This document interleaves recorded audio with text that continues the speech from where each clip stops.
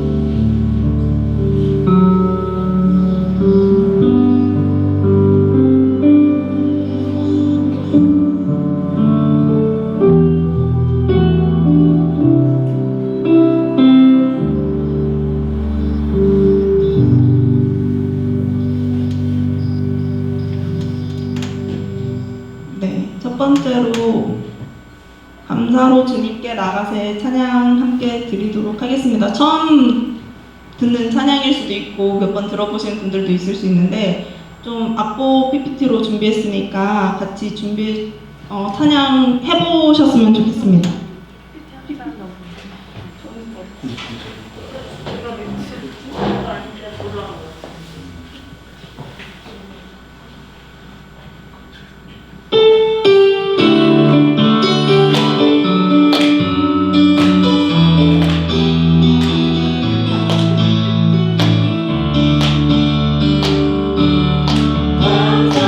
감사로 주님께 나가세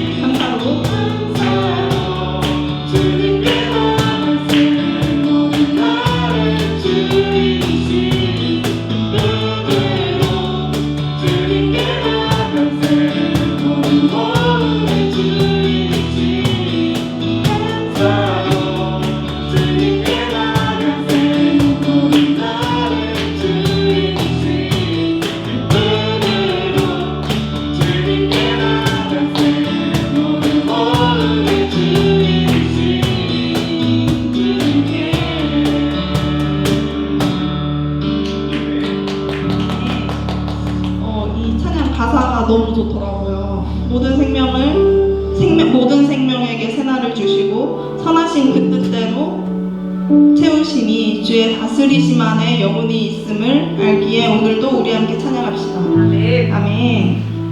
같이 찬양하는 마음으로 오직 주만이 같이 찬양하도록 하겠습니다.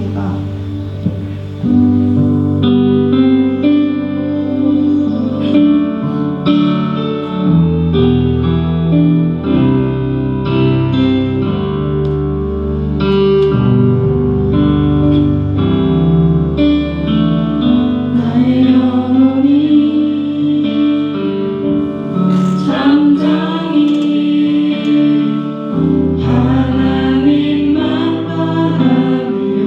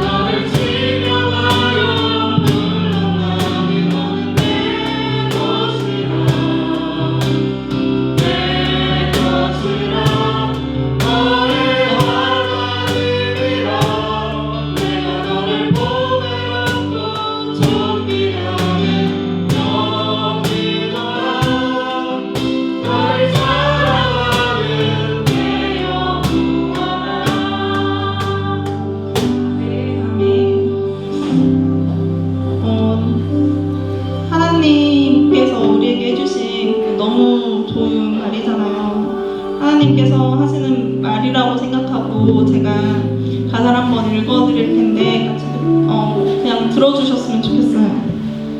나의 안에 거하라. 나는 내 하나님이니 모든 환난 가운데 너를 지키는 자라.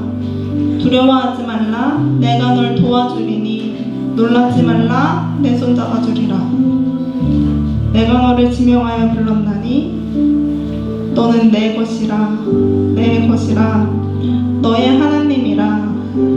내가 너를 보배롭고 존귀하게 여기노라.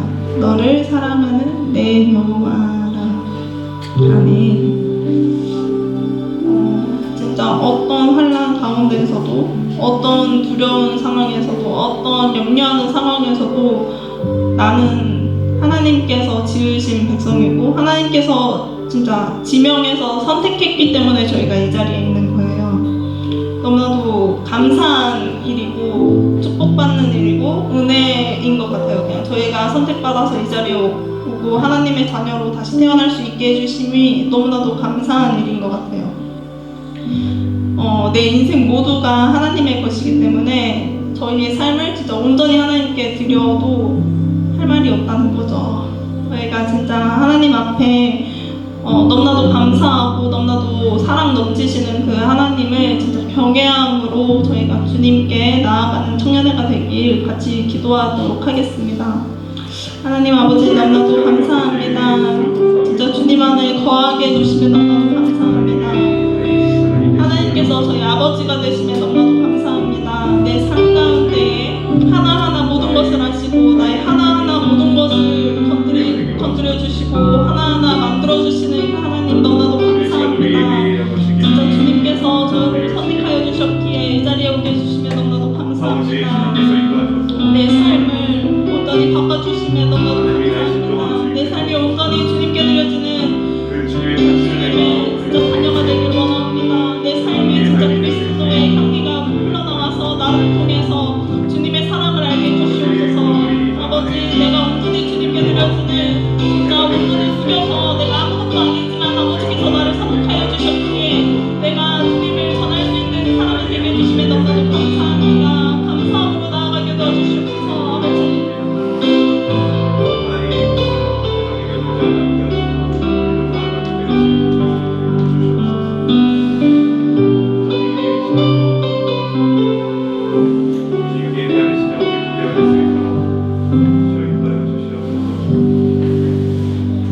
기도드리겠습니다.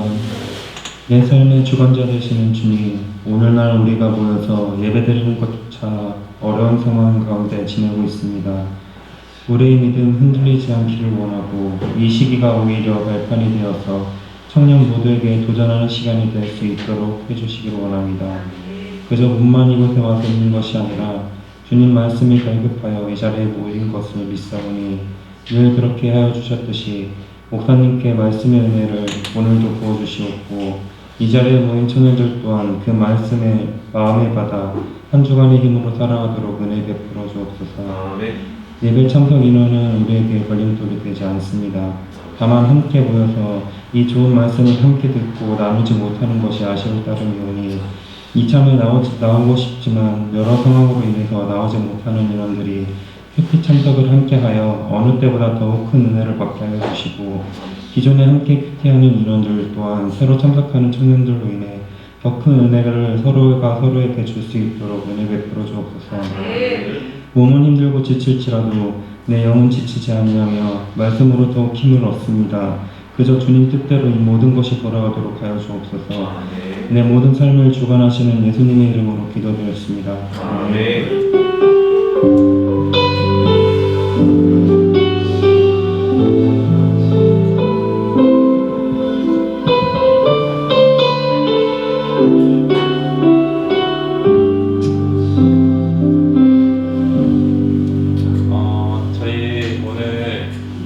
솔직히 광고할 것은 그렇게 많이 있지는 않아요. 저희가 이번 연도 이제 거의 끝나가는데 이제 마무리도 할 겸 새로운 마음으로 함께 큐티를 하셨으면 좋겠습니다. 저희 매주 수요일에 방금 기도했듯이 새로 새로운 이제 청년들이 저희 큐티를 함께 참석하여 주시면은 이제 기존에 있던 청년들 또한 그 친구들로 인해서 더욱 큰 은혜를 받을 수 있을 거라고 생각하니까 혹시 마음이 좀 움직이는 분들이 있다면은 목사님과 저에게 참석을 하고 싶다고 말씀해 주시면 감사드리겠습니다. 그리고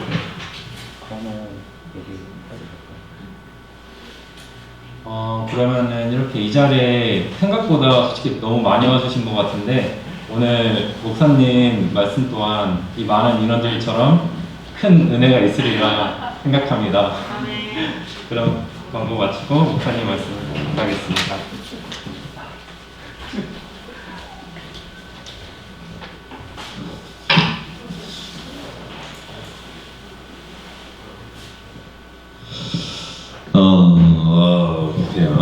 감사합니다.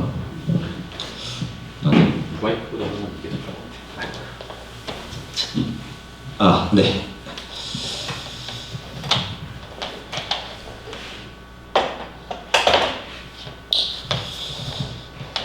감사합니다. 우리 수고한 예배팀이에요. 박수 한번 할까요?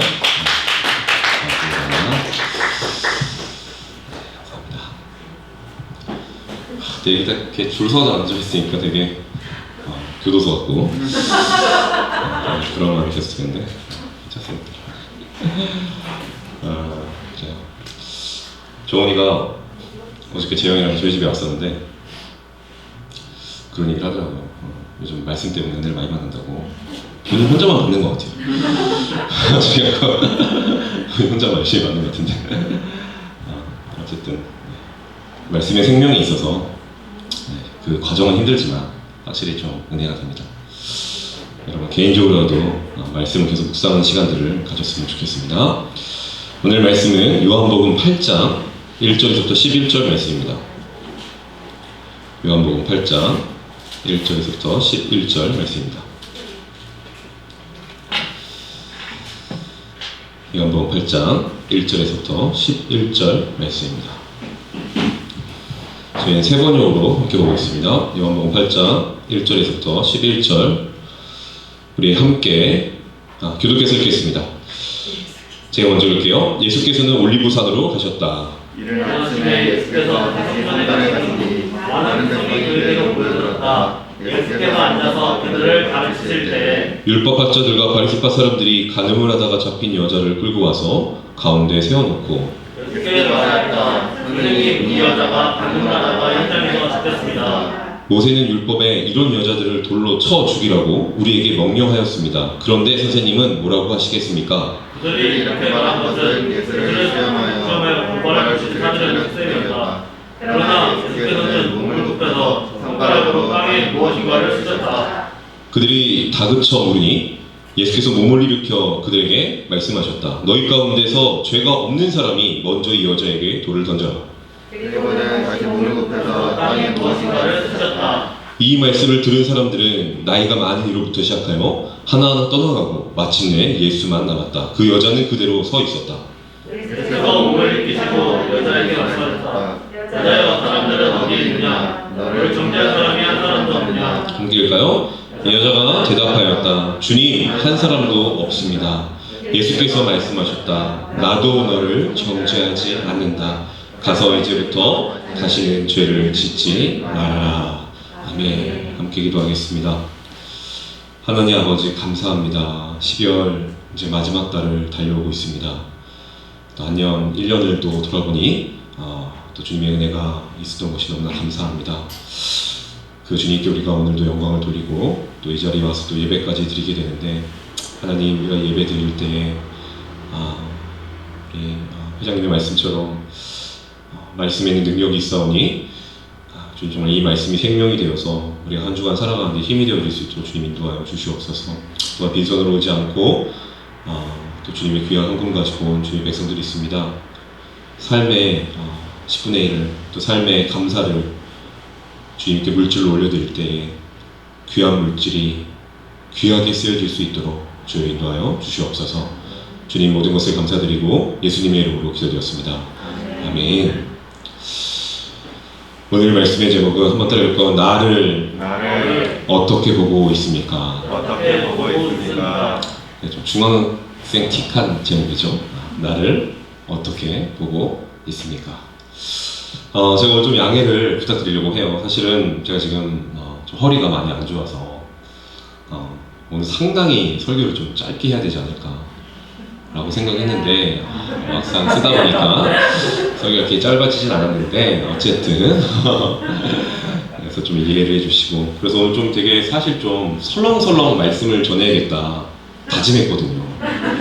그것도 쉽지 않습니다. 사람이랑 늘 길어지고 진중해지고 그럼 재미없어지잖아요. 그런데 오늘 말씀이 설렁설렁한 말씀이 아니더라고요. 네, 그래서 어쨌든 은혜 받는 귀한 시간 되었으면 좋겠습니다. 여러분은 어떻게 보고 있습니까? 요즘 왜 사람들이 많은 우울증에 걸리고 자기를 포기하고 자살하는, 그래서 이번 코로나로 인해서 뭐 우리나라 반 이상이 우울증 증세가 있다, 그런 보고들도 많이 받고, 지금 자영업자들은 발발발 떨고 있죠. 모두가 다. 저희 와이프도 발발발 떨고 있는데, 근데 이게 웃기면서 얘기할 부분은 아니죠. 사실 진짜 그들에게는 생존의 문제고, 자영업자들의 폐업하는 신고율이 엄청나게 높아지고 어려운 시간들을 보내고 있습니다. 어쨌든 왜 이렇게 자살하는 사람도 많아지고 우울증 환자들도 많아질까? 그건 결국 자신을 그런 존재로 바라보기 때문인 것이죠. 그러면 그렇게 존재로 바라보는 그 기준은 어디서부터 나옵니까? 바로 세상에서부터 그 기준이 시작됩니다. 그럼 자살하는 사람들이 왜 자살합니까? 세상의 기준에 비해서 나는 못한 존재라는 것이죠. 스스로도 생각했을 때 나는 아니라는 것이죠. 여러분, 결국 사람을 가장 힘들게 하는 건 자신이에요. 자기 자신이 자기를 가장 힘들게 합니다. 그런데 그 기준이 옳다냐는 것이죠. 그 세상의 기준이 정말 자신을 그렇게 판단할 정말 가치 있는 기준이냐 묻는 것이죠. 여러분, 우리의 세상의 기준이 진리인가요? 진리는 어디서나 통용되어져야 되고 어디서나 정확해야 돼요. 일체 오차도 있으면 안 돼요. 하나에 해가 동에서 서로 떠서 지는 거면 프랑스 가서도 파리 가서도 똑같잖아. 뭐야? 오스트레일리아 가서도 아프리카 가서도 똑같아야 돼요. 그건 진리니까. 그런데 여러분, 우리가 지금 여러분을 평가하고 있는 기준들이 지금 미국 가면 그 기준대로 여러분을 인정해 줄까요? 그렇지 않죠. 우리 지금 은지 선생님이 갑자기 많이 웃고 있는데 실수할 수 있죠. 저도 실수할 수 있죠. 제가 뭐 기계입니까? 네, 저도 지금 카메라 있고 두천이 바로 앞에 앉아있고 부담스럽습니다. 저도 쉽지 않아요, 소개하는 게. 네. 어쨌든 그 기준들은 진리가 아니라는 것이죠. 네. 그런데 우리는 그 기준으로 우리를 평가하고 바라보고 있다는 사실입니다.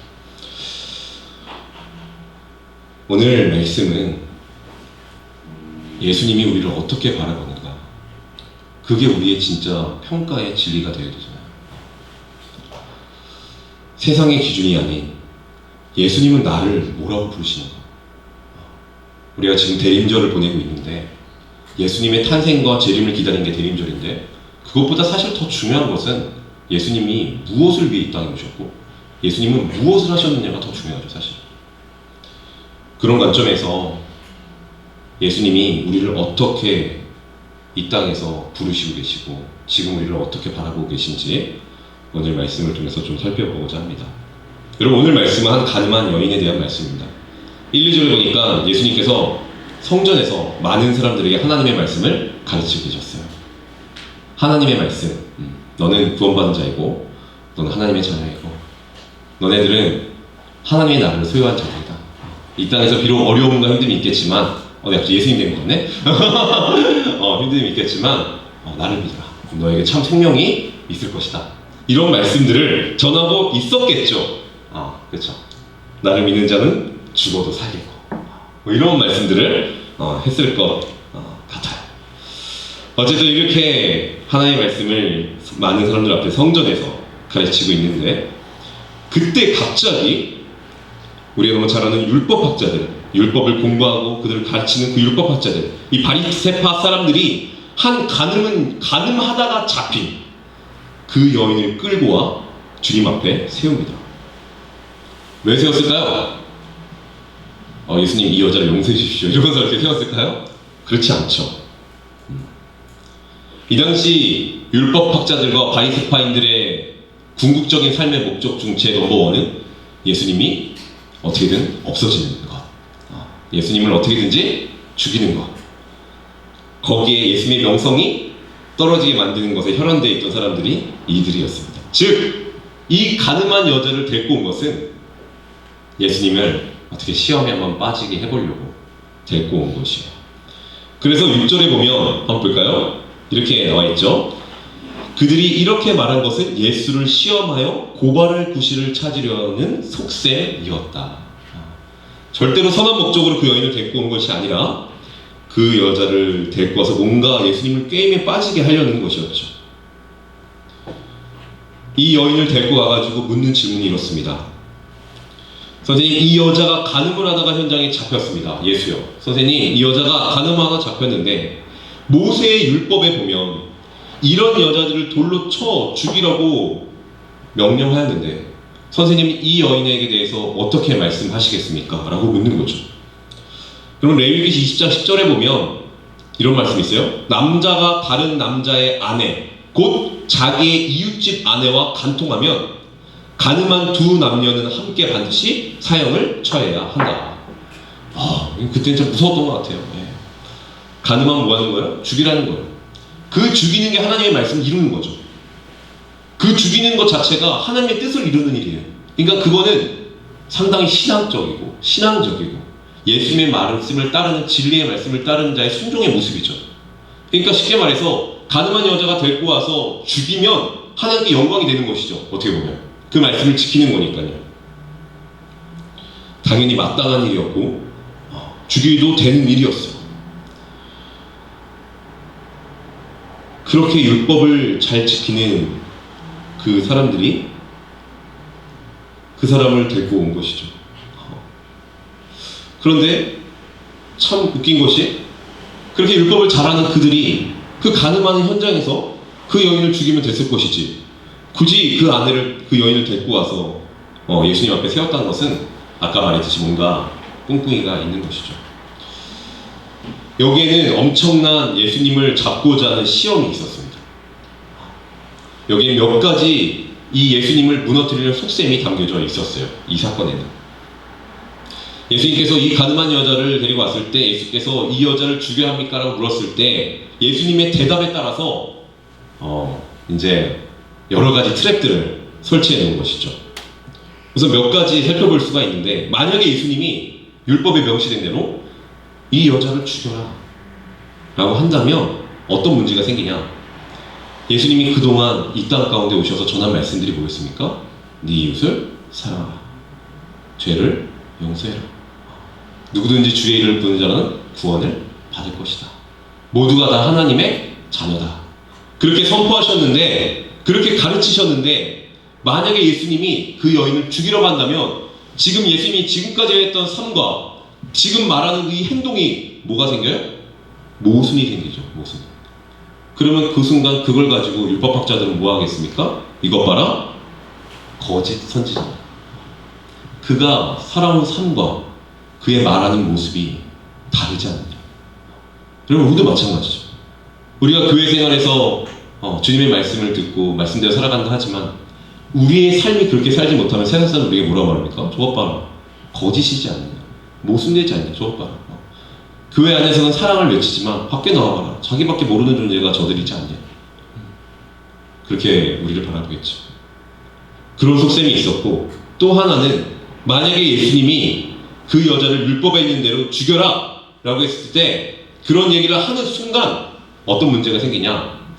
이 당시 지금 이 이스라엘은 누구의 지배하에 있습니까? 로마의 지배하에 있는 거죠. 로마 법에 따르면 절대로 누구를 죽이라고 말할 수 있는 권한은 누구만 있냐? 황제와 황제의 권한을 임명받은 총리밖에 없어요. 즉 만약 그 사람 외에는 어떤 누구도 사람을 죽일 만한, 그 형을 내릴 만한 존재는 아무도 없는 것이죠. 그렇게 예수님이 만약에 이 여인을 죽여라 라고 했을 때, 그럼 우리 유대인들은 당장 뛰어가는 것이죠. 로마 검찰청으로. 그래서 무슨 죄를 하는 거죠? 반역죄와 살인교사죄로 예수님을 신고해서 넘기는 거죠. 아싸죠. 아싸. 딱 걸렸다. 그리고 또 하나가 뭐냐? 만약에 주님이 안 된다 라고 했을 때, 죽이면 안 된다 라고 했을 때는 이제 어떤 문제가 걸리냐? 모세의 율법을 어긴 신성, 하나님의 말씀을 어긴 자가 되어버린 거예요. 그리고 그 율법을 어긴 자로 소문을 내서 이 사람은 거짓 선지자다. 그러니까 한마디로 빠져나갈 수 없는, 이렇게도 못하고 저렇게도 못하고, 이렇게 해도 잡혀가고 저렇게 해도 하나님의 명예가 떨어지고 훼손되는 그런 어려운 이런 완벽한 계략을 펼쳤던 것이죠. 그런데 예수님이 이 질문에 즉각 대답하지 않으시고 오늘 말씀 6절에 보면 어떤 행동을 취하시느냐? 6절의 하반절에 이렇게 나왔죠. 그러나 예수께서는 몸을 굽혀서 손가락으로 땅에 무언가를 쓰셨다. 그리고 7절에 보면 그들이 다그쳐 물으니, 그들이 계속 묻고 있는 거예요. 예수님, 이 사람 어떻게 합니까? 이 사람 죽여야 됩니까? 살아야 됩니까? 계속 묻고 있는데 예수님이 갑자기 몸을 숙이시더니 땅에다가 무언가를 쓰고 계시는 거예요. 이게 뭘 쓰셨을까? 궁금하죠? 궁금하면 여기까지. 궁금하잖아요. 그렇죠? 그래서 저도 주석을 좀 찾아봤어요. 그래서 주석이 찾아봤던데요. 정말 이걸들이 학자를, 교수들이 쓴 게 맞을까 싶을 정도로 이런 얘기가 있더라고요. 근데 좀 신뢰성은 있는 것 같긴 한데, 예수님께 쓰신 이유가 이들의 질문에 좀 진중한 답을 하고 싶어서 생각하는 시간을 벌었다는 것이죠. 그리고 두 번째 이유는 너무 어이가 없더라고요. 왜냐면 그들의 말을 못 들은 척 하려고. 이게 진짜 주석이 있어요. 제가 거짓말하는 게 아니에요.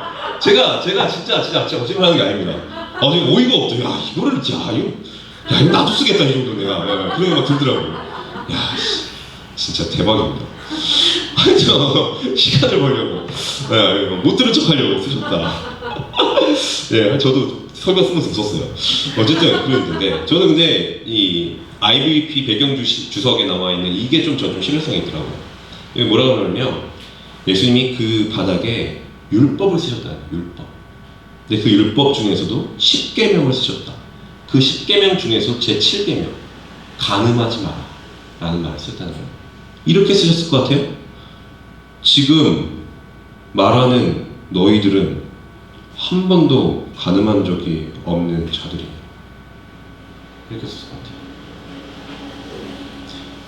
너희들이 내 이웃의 아내를 한 번도 탐내지 않은 적이 있느냐?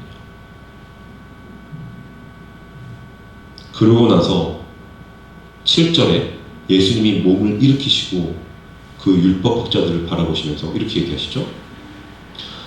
너희 가운데서 죄가 없는 사람이 먼저 이 여자에게 돌을 던져라.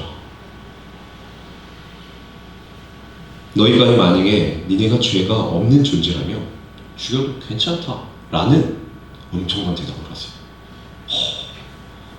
예수님이 막판 코너로 몰려서 죽을 수밖에 없었던, 가장 최악의 시나리오가 나올 수밖에 없던 그 상황을 확실히 하나님의 지혜를 담고 계신 그분은 완전 역전시키는, 되려 그 총군형이 예수님을 향하고 있다가 어떻게 돼버렸어요? 상대편을 향하게 되는, 율법학자들을 향하게 되는 말씀이 되어버린 것이죠. 이 말씀이 그들의 심령 속에 갑자기 박혀요. 그런데 여기서 나와 있는 너희 가운데 죄가 없는 자가, 죄가 없는 이 죄가요, 그냥 단순히 외적죄만 말하는 단어가 아니었어요. 그냥 겉으로 간음했니 안 했니, 죄를 지었니 안 지었니 이런 수준의 죄가 아니고 너희 안에 온전한 의가 있냐? 너는 정말 완벽한 사람이냐? 묻는 죄였어요. 그러니까 율법학자들이 뭐를 가장 열심히 공부한 사람이에요? 율법을 열심히 공부한 자예요. 여러분 아시겠지만 율법은 공부하면 공부할수록 질 수 있는 거예요? 없는 거예요? 없는 거죠. 율법의 기능은 절대로 그 사람을 구원하는 기능이 있는 게 아니죠. 율법의 기능은 어떤 기능입니까? 너가 죄인이다. 그걸 누구보다 많이 공부했던 율법학자들이 누구보다 자신이 죄인임을 알겠죠. 그래도 그 양심이 있었나 봐요. 결국 예수님의 그 말에 어떤 누구도 돌을 던지지 못하는 거예요. 여러분, 우리는요 태어날 때부터 다 죄인이에요. 다 죄인. 여러분, 우리는 날 때부터 죄를 갖고 태어난 존재입니다. 예수 믿지 않았다면 여러분, 우리는요 죽을 때까지 죄의 영향력 안에 살아가는 존재가 우리예요. 의인은 없으니 하나도 없다가 바로 우리죠. 여러분, 갓난 아이들이 선하다고 생각하십니까? 절대로 그렇지 않아요. 제가 키워봐서 알아요. 저는 분명 죄를 가르치지 않았습니다. 한 번도. 그런데 우리 주원이, 시원이, 지원이는 갓난 아이부터 서로의 젖병을 뺏기 시작했어요. 그리고 그걸 뺏으면 꼬집죠. 서로를 핥히고. 여러분, 저는 한 번도 아내의 밥을 뺏어 먹은 적이 없어요. 그 모습을 보여준 적도 없어요. 한 번도. 저희 뒤에 있지만 제가 뺏어 먹은 적 한 번도 없잖아요. 그렇죠? 너무 잘 먹어요. 제가 가르친, 그리고 여러분 아시겠지만 그 아이를 가르친다는 자체는 엄청난 어려운 일이에요. 그런데 누구한테 배웠는지도 모르겠는데 서로의 것을 뺏고 핥히고 울고 자기밖에 몰라요. 여러분, 인간은요 태어날 때부터 죄인이에요. 죄가 없는 자는 아무도 없어요. 여러분이 지금 생각하는 가장 선하고 믿음직하고 따를 만한 분이 있다고 한번 생각해 보세요. 있겠죠? 저 빼고. 저를 꼭 빼셔야 돼요. 죄송하지만 여러분, 그 사람도요 그 안에는 수치스러운 죄가 가득한 자예요. 여러분의 환상을 깨서 죄송하지만 그게 우리 인간이에요. 의의는 없습니다. 예수님이 이 질문 앞에 어느 누구도 자유할 수 없죠. 우리가 누구를 정죄할 수 있습니까? 여러분, 왜 남을 정죄하세요? 우리는 누구를 정죄할 수 있을 만한 사람이 아니에요. 왜? 우리 안에 더 큰 죄가 있는데. 결국 그 자리를 그렇게 욕하던 그들이요 하나 둘씩 떠나기 시작해요. 본인 스스로도 자신들이 하나님의 말씀 앞에 죄인임을 깨닫게 된 것이죠. 그렇게 하나 둘 다 떠나가고 결국 예수님과 여인만 남게 되었어요. 예수님이 여인을 봤더니 죽음의 그림자가 가려진 얼굴로 좌절하고 있는 거죠. 여러분, 사실 이 여인의 입장에 생각해 본다면 오늘 이 자리에 예수님을 로마에 넘기기 위한 율법학자들의 수작이었지만 이 상황 속에서 가장 큰 상처를 받은 자가 누구일까요? 여인이죠. 성경에 나와 있지 않아요? 이 여인이 정말 어떻게 가능한 것인지, 무슨 이유로 그 남자를 만난 것인지, 어떤 사연이 담겨 있는지 누구도 묻지 않았어요. 몰라요. 그냥 가늠한 여자다. 근데 단지 그냥 그 율법학자들이 그 예수를 넘기기 위한 하나의 미끼로 이 가늠한 여자를 그 많은 사람들 앞에 잡아온 것이죠. 그런 억울함이 그에게 있을 수도 있었어요. 그리고 또 한편으로 만약에 지가 정말로 그 여인이 가늠한 여자였다면 본인 스스로도 이 많은 사람들 앞에서 자신을 저주하며 비난하며 끊임없는 절망과 좌절로 그 시간을 보내고 있었을 것입니다. 그렇게 우두커니 서서 사람들의 눈초리를 받으며 비난을 받고 있는 그 여인은요 정말 세상의 어느 누구보다 죽고 싶은 심정이었을 것입니다. 그런 그녀에게 예수님이 이런 말씀을 하셔요. 지금까지 너를 정죄한 사람들이 있느냐? 야, 봐라, 여인아. 지금 너를 정죄하고 있는 사람이 네 주위에 있느냐? 여인 대답하죠. 아무도 없습니다. 주님, 한 사람도 없습니다. 그래. 세상에 나를 정죄하는 사람이 아무도 없음을 제가 봤습니다. 그런데 그 여인을 옥죄고 있는 것이 또 하나가 있었어요. 무엇일까요? 바로 자기였죠. 하나님의 눈이 사람의 내면을 바라보시잖아요. 예수님의 그 마음이 그녀의 마음을 알고 있었어요. 너가 더 온전한 것 같지 않구나. 그러시면서 예수님이 나도 너를 정죄하지 않겠다. 세상 사람들이 너를 정죄하지 않는 것, 그것은 너의 어떻게 보면 외적인 것에만 너를 정죄하지 않는 걸 수 있겠지만 나 예수 또한 너를 정죄하지 않는다라는 것은 나는 너의 지금 심령 속에 있는 너의 아픔까지도 나는 내가 너를 용서하겠다. 그리고 이 정죄하지 않는다라는 선포는요, 세상 사람들이 그냥 야 조천아 괜찮아, 제가 이렇게 말하는 것과는 예수님의 이 정죄하지 않는다라는 건 본질적으로 달라요. 왜요? 예수님의 정죄하지 않는다는 이 말씀은 어떤 사건으로 이어집니까? 십자가 사건으로 이어지는 것이죠. 다시 말해, 네가 지금 좌절하고 있는 그 죄를 내가 대신 질 거야. 그러니까 너 죄 용서받은 거야. 이 속량의 의미가 담겨져 있는 거야.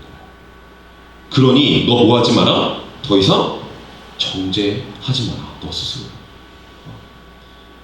나는 너를 위해서 이 정죄하는 너의 죄를 내가 안고 내가 너를 살 거니까 너 그거 가지고 너 좌절하지 마. 속량할 거야 내가 너를. 내가 내 피값을 주고 너를 사서 너를 아무도 정죄할 수 없는 존재로 만들어 줄 거야. 땅땅땅 도장을 찍어주신 것이죠, 그 여인에게. 이 속량이라는 단어가 노예시장에 팔려있는 자들을 제 값을 주고 사온 것을 속량이라고 하죠. 더 이상 그 노예는 노예가 아니죠. 나의 주인의 것이죠. 그러기에 이 세상에 어떤 율법학자, 어떤 의로운 사람이 와도요, 더 이상 이 여인을 정죄할 수 없는 것이죠. 사랑하는 여러분, 예수를 믿은 우리는요, 이 여인이 누린 의로운 자라는 영광을 받고 살아가는 존재. 너는 정죄받을 존재가 아니야. 땅땅땅. 여러분, 이 영광과 은혜를 누리고 여러분 살아가십니까? 저 스스로도 그렇고 대부분의 사람들이 그렇지 않은 것 같아요. 아무래도 이번 코로나로 인해서 어떤 예배의 모습도 예전 같지 않고 어떤 교인을 향한 시선도 이제 많이 어려워졌죠. 이제 우리 나가면 그리스도를 말하는 게 부끄러워졌잖아요. 이런 시선이 자연스럽게 하나님 믿는 우리 믿음에 영향을 미치는 것 같아요. 그래서 예수 믿는 자의 의롭다 하심을 얻은 자의 영광이나 기쁨이나 감사나 용기나 의로움을 찾아볼 수가 없어요, 우리에게. 이런 이유로 교회를 나오기보다는 그냥 의무감으로 나오는 현실이 되어버린 것이죠. 그러다 보면 우리 믿음은 계속 연약해지고 이제 나는 하나님 보시기에 그런 의를 누릴 만한 존재가 안 됨을 점점 더 깨닫게 되죠. 나의 연약한 모습들, 계속 죄를 짓는 모습들, 이 코로나 속에서도 아무것도 하지 못하는 나의 연약한 신앙의 모습들이 계속 우리를 이렇게 만드는 것이죠. 그러나 오늘 말씀 우리에게 분명하게 보여주고 있는 것은 예수님이 이 가늠한 여자를 용서하셨고 그에게 의롭다고 하셨다는 것이죠. 자, 여러분 보십시오. 그러면 이 기준의 가치가 어디서부터 나오는 거예요? 그는 분명 가늠한 여자 맞아요. 그런데 예수님은 그를 뭐라고 하셨어요? 의롭다 하셨어요. 여러분, 여기서부터 우리의 신앙에 착각이 있는 거예요. 착각. 여러분, 우리는 우리의 의로움이 우리의 행실에서 나온다고 생각해요. 그러나 여러분 그렇지 않아요. 아무리 우리가 큰 죄를 짓고 아무리 신앙에 어려움이 찾아오고 우리가 사망의 음침한 골짜기를 다니고 코로나로 인해서 예배를 드리지 못한다 할지라도 온 우주의 하나님이신 그분은 오늘 우리에게 이렇게 말씀하셔요. 내가 너를 정죄하지 않겠다. 내가 너를 의롭다 라고 말한다. 너의 어떤 죄도 보지 않을 것이고 나의 힘과 능력과 나의 의로움이 너를 의로운 자라고 나는 정했어 라고 선포하시는 거예요. 여러분 제가 이번에 조두순 사건을 보면서 뭐 수십만, 수백만의 사람이, 수백 명의 사람이 가서 조두순 때려잡으려고 하는데 좀 다른 한편으로 그런 생각이 좀 들었어요. 저 사람은 형을 마치고 나온 사람이잖아요. 그 사람은 이제 일반 국민일 거예요. 아마 조두순을 때리거나 하면 법적으로 문제가 생길 거예요. 왜? 법적으로는 그를 의롭다고 했어요. 그러면서 생각한 것이 광복절 특사, 대통령의 권한이 하나 생각났어요. 특별사면. 여러분 이 특별사면이 이렇게 나와 있어요. 특별사면은 형벌의 선고를 받은 특정한 범죄자에 대해서 형벌의 집행을 면제하거나 유죄 선고의 효력을 상실하게 하는 사면이다. 범죄자가 어느 범죄를 했는가에 무관하게 해당 범죄자에 대한 형벌의 집행을 안 하는 것이다. 이 특별사면은 현직 대통령에 대한 권한이 있어서 국회의 동의 등을 거치지 않고 할 수 있다. 여러분 특별사면 대단하지 않습니까? 어떤 범죄를 해도 무관하게 대통령이 그를 용서할 수 있는 거예요. 여러분 한 나라의 대통령도 어느 범죄를 했는가 무관하게 그의 죄를 사면해 줄 수 있어요. 그럼 그는 뭐가 되는 거예요? 일반 국민이 되는 것이에요. 아무개 감옥을 다시 들어가고 싶어도 못 들어가요. 그런데 온 우주의 하나님께서 우리의 신분을 못 바꾸시겠습니까? 네가 아무리 큰 죄를 지은 죄인이라도 우리의 죄를 의롭다 하시지 못하겠습니까? 우리의 신분을? 아닌 것 같은데요. 제 죄는 아직 그 정도까지는 그렇지 않습니다.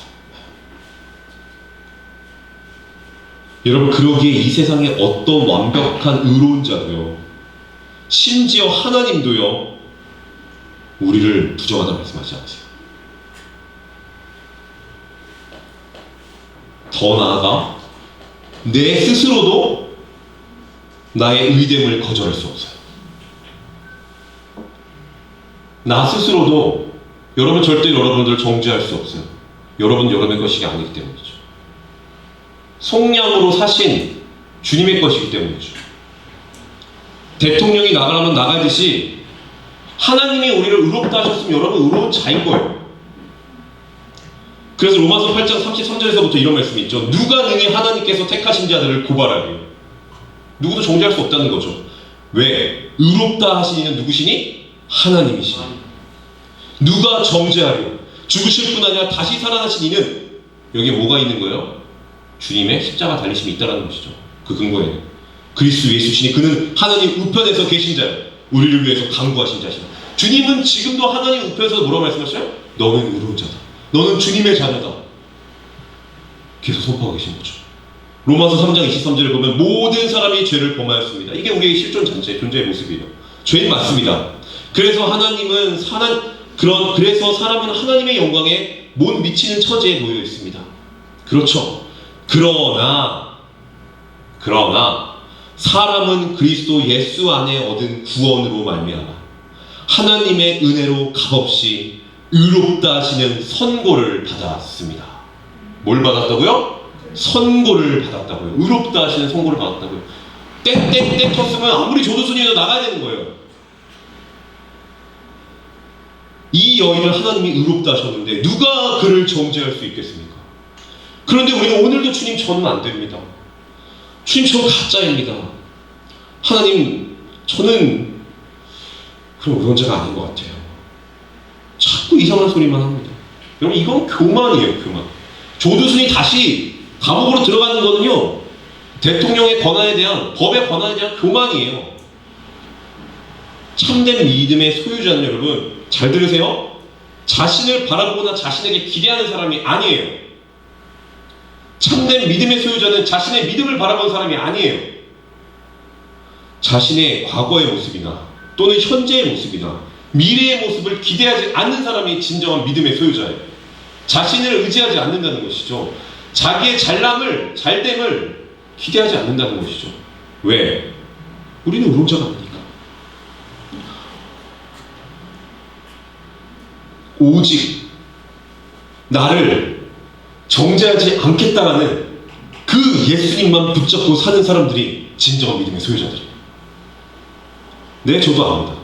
오늘 한 주 내내 세상만 바라보다가 겨우 오기 싫은 교회 온 거 저도 압니다. 여전히 교회 오래 다녀도 이중적이고 자기밖에 모르고 자기밖에 아픈 사람 없는 것 같다면 칭얼거리고 나는 정말 불행한 인생이다라고 그렇게 맨날 고백하고 교회 나오는 것도 결국 여러분 두려움 때문에 나오는 거 아니겠습니까?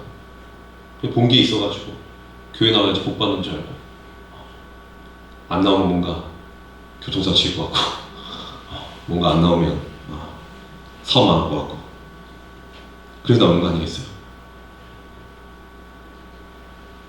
저도 잘 압니다. 저도 그렇습니다.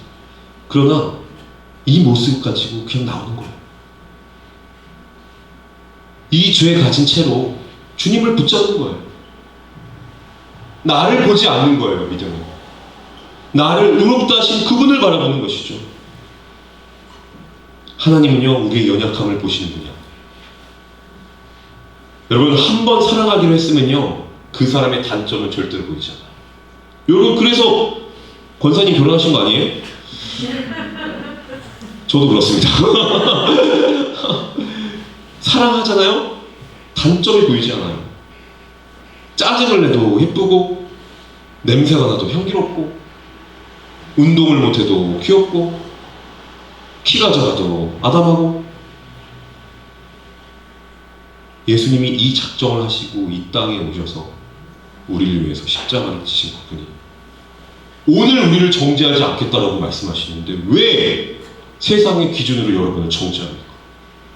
오늘 그 주님께서 우리를 정죄하지 않는다고 하시는데 왜 우리 스스로 나는 죄 많은 존재라 좌절하십니까? 사랑하는 여러분, 오늘 예수님은 우리에게 말씀하십니다. 내가 너를 정죄하지 않는다. 저는 이 말씀이 저에게 큰 힘이었어요. 이번 주에. 진짜 큰 힘이었어요. 우리의 인생이 많이 남았는데 어려운 일들이 참 많잖아요. 그럴 때마다 세상의 기준으로 우리를 바라본다면요, 우리는 쓰레기죠. 못난 인간이고 실패한 존재죠. 그 마음이 날마다 다가오는 게 우리의 삶 아닙니까? 그럼 그때마다 거기에 우리가 넘어져야 합니까? 진리도 아닌 그 말씀, 그 이론에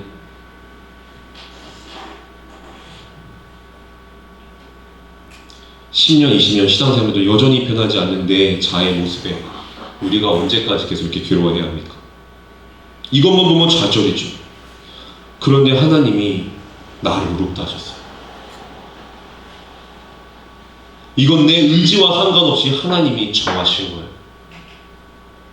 단 1도 우리의 의의가 거기에 들어가 있지 않아요. 믿음으로 구원받는 게 아니에요. 이런 좀 이상해지나? 하나님이 우리를 그렇게 작정하셨기 때문에 그 믿음의 수단을 사용하셔서 우리를 구원하시는 분인 거예요. 이 가늠한 여인에게 베푸신 은혜를 이미 저와 오늘 여러분에게 하나님이 주셨어요. 사랑하는 여러분, 여러분을 정죄할 사람이 세상에 아무도 없습니다. 여러분 스스로도 그렇게 할 수 없어요. 여러분들은 의로운 존재들입니다. 이 사실이 정말 여러분 이 삶을 살아가는데 진짜 힘과 능력이 되기를 주님의 이름으로 축원드립니다. 우리 이 시간 찬양 하나 하고 예배를 마치도록 하겠습니다. 우리 약간 나의 안에 거하라 라는 찬양이 너무 좋았는데 이렇게 좀 찬양하도록 하겠습니다.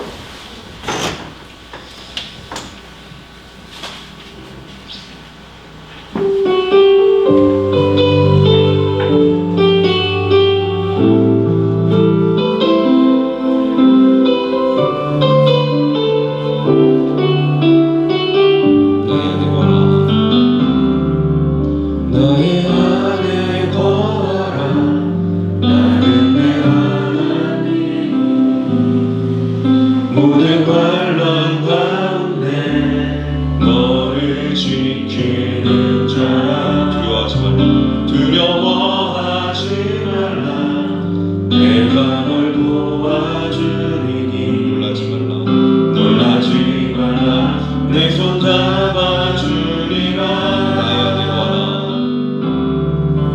나의 안에 거하라 나는 내 하나님 모든 환란 가운데 너를 지키는 자라 모든 환란 가운데 너를 지키는 자라 두려워하지 말라 내가 널 도와주리니 놀라지 말라 내 손 잡아주리라 내가 너를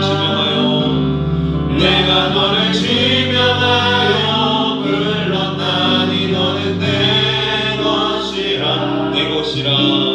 내 것이라 너의 하나님이라 내가 너를 보배롭고 존귀하게 여기노라 너를 사랑하는 내 영 우리 눈을 감고 다시 한번 찬양하겠습니다.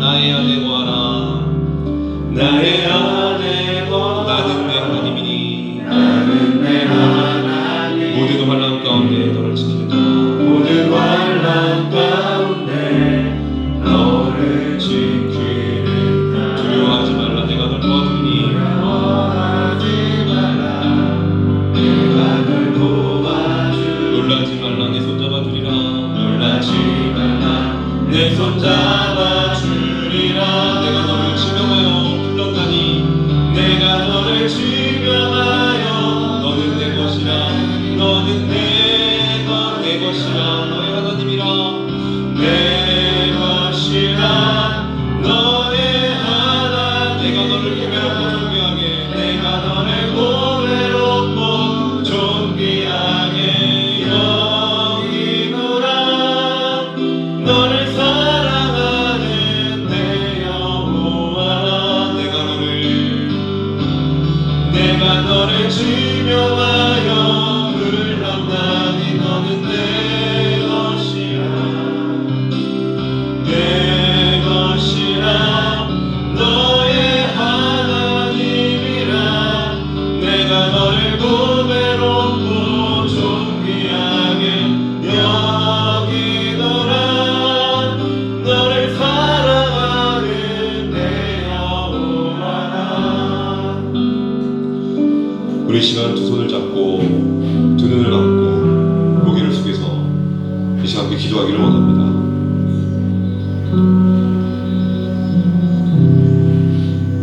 세상의 어떤 기준이 우리를 정죄하고 있습니까? 내 안에 어떤 기준이 내 스스로를 정죄하고 있습니까? 오늘 간음의 현장에서 붙잡혀온 여자, 사망의 그늘이 가득 차 절망 가운데 있는 그 여자를 세상의 의로움이나 자신 안의 의로움으로부터 비난과 질책을 받는 그 여인을 향해서 예수님이 오늘 이렇게 말씀하셔요. 나도 너를 정죄하지 않겠다.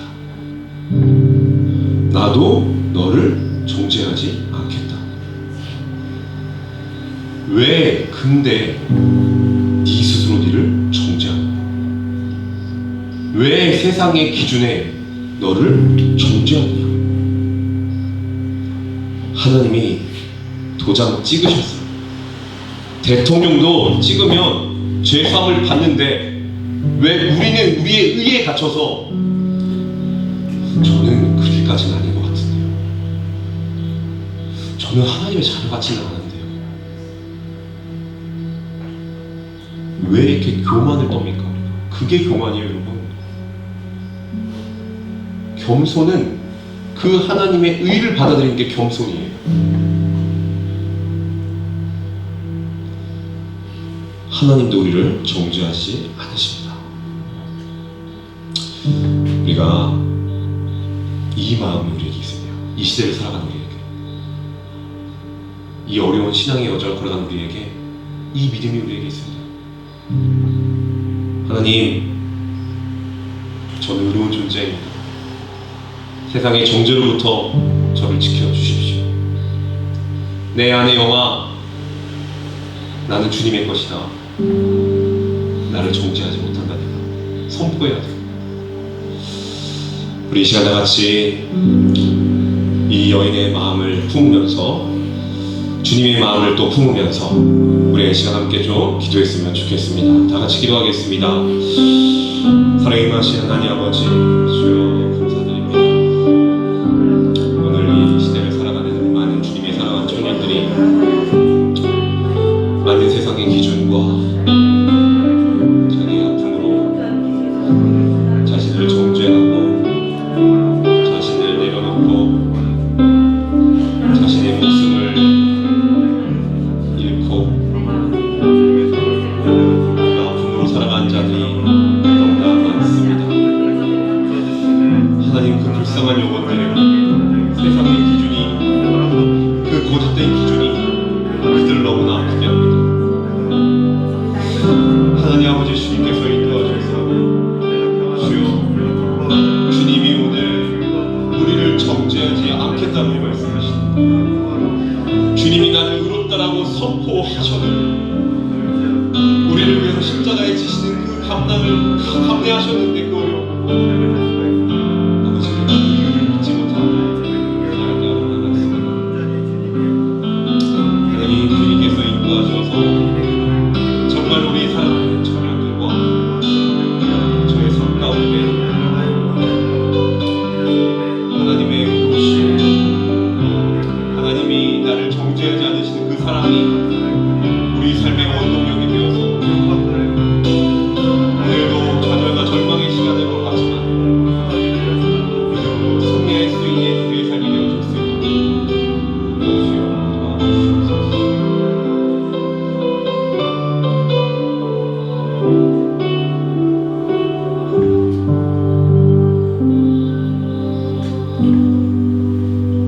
사랑의 마신 하나님 아버지, 우리의 모든 인생이 무거운 걸음이요 무거운 짐을 지고 가는 것이 우리의 인생입니다.